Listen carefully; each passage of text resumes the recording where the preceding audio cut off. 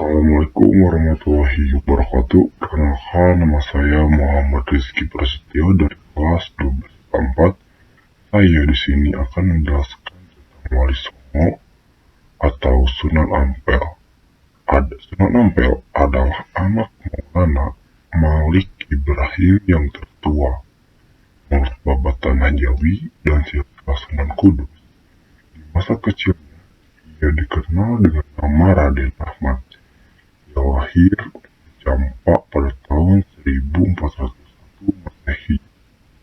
Nama Ampel sendiri identikkan dengan nama tempat di mana ia lama bermukim.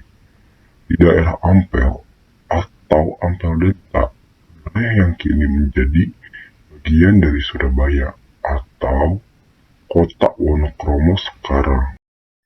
Beberapa versi menyatakan bahwa Ampel masuk ke Pulau Jawa pada tahun 1443 Masehi bersama Said Ali Murtada, sang adik.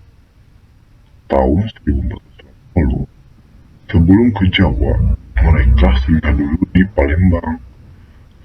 Setelah 3 tahun di Palembang, kemudian ia berlabuh ke daerah Gresik.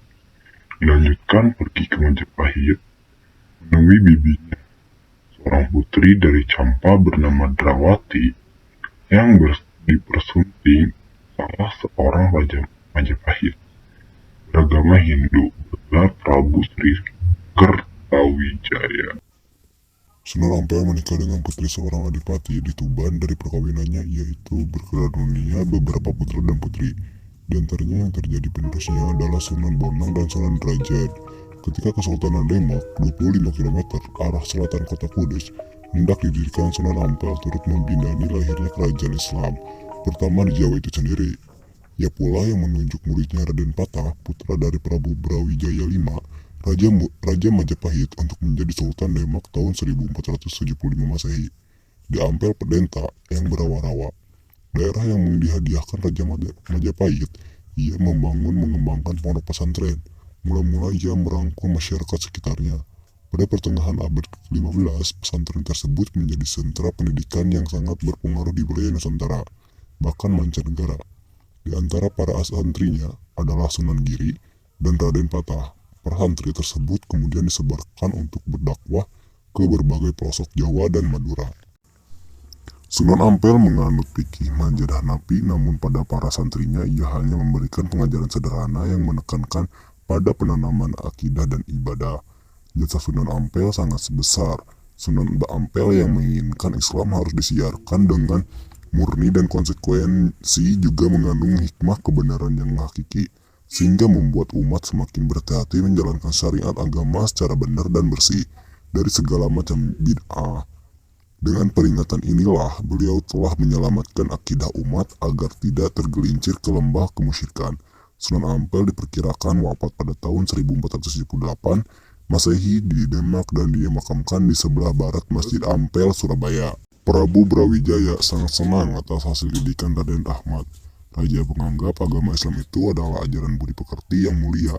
Maka ketika Raden Ahmad kemudian mengumumkan ajarannya, agama Islam, maka Prabu Brawijaya tidak marah. Hanya saja ketika dia diajak untuk memeluk agama Islam, dia tidak mau. Ia ingin menjadi Raja Buddha yang terakhir di Majapahit.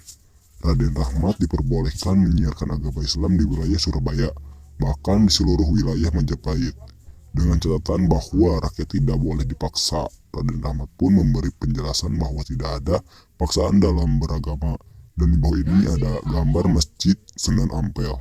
Sunan Ampel turut membantu mendirikan Masjid Agung Demak yang didirikan pada tahun 1477 Masehi. Salah satu di antara 4 tiang utama Masjid Demak hingga sekarang masih diberi nama sesuai dengan yang membuatnya, yaitu Sunan Ampel. Beliau pula yang pertama kali menciptakan huruf pegon atau tulisan Arab berbunyi bahasa Jawa. Dengan huruf pegon ini beliau dapat menyampaikan ajaran-ajaran Islam kepada para muridnya.